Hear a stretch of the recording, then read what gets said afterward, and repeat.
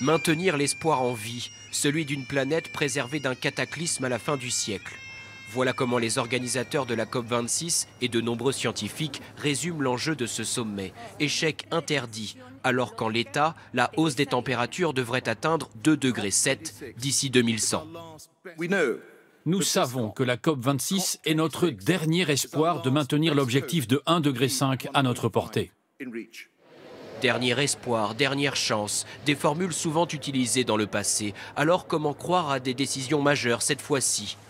Avant de venir en Écosse, les pays du G20 à Rome se sont engagés à conserver l'objectif de 1,5 degré. Mais ce week-end à Glasgow, les manifestants, pacifiques et peu nombreux pour l'instant, rappellent que les mesures pour y parvenir restent insuffisantes. Une accélération du calendrier réclamée par de nombreux moins de 30 ans. Cette militante française a déjà passé une semaine à la conférence des jeunes en ouverture de la COP26.